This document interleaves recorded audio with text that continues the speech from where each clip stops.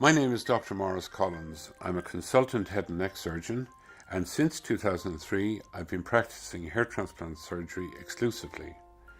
Our clinic is purpose-built for the treatment of patients suffering from hair loss. Hair transplant surgery is by definition a surgical procedure.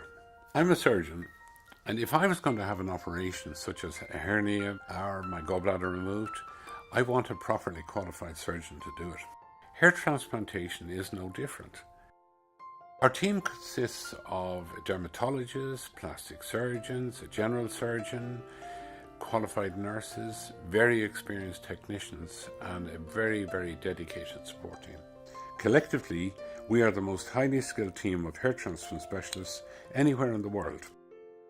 One of the problems facing a patient who wants to get advice on their hair loss is finding a reputable, credible clinic.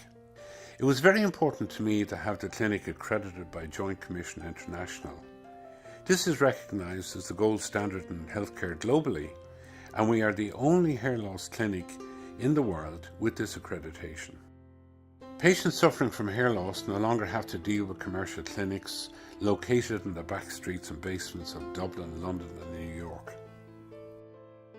To begin with, we go through all of the various options that are available to the patients so that they can then make a properly informed decision as to how best to deal with their hair loss concerns. It is important that this consultation is carried out by a qualified doctor.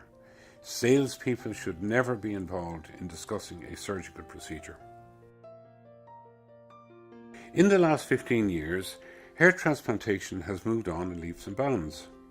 The old plug grafts that Elton John and Frank Sinatra had are no longer acceptable, and we now transplant the hair grafts individually, and this results in a very natural appearance. The key element of a hair transplant is the design and planning. We have to meet the patient's current needs, but more importantly, we have to plan carefully for their future. This is an element that many clinics overlook, and this lack of planning can easily result in hair transplants that look unnatural in years to come. The vast majority of hair transplant clinics around the world do not do any form of pre-surgical planning. The patient basically arrives into the clinic on the day, they're asked where would they like the hairline, a line is drawn, and that's it. And in my experience, a lot of them would end up with hairlines that are less than perfect. In our clinic, we design the hairline for their particular hair loss concerns, and we work very carefully with the patient. So at the end of the day, we achieve an individual hairline that is unique to that patient.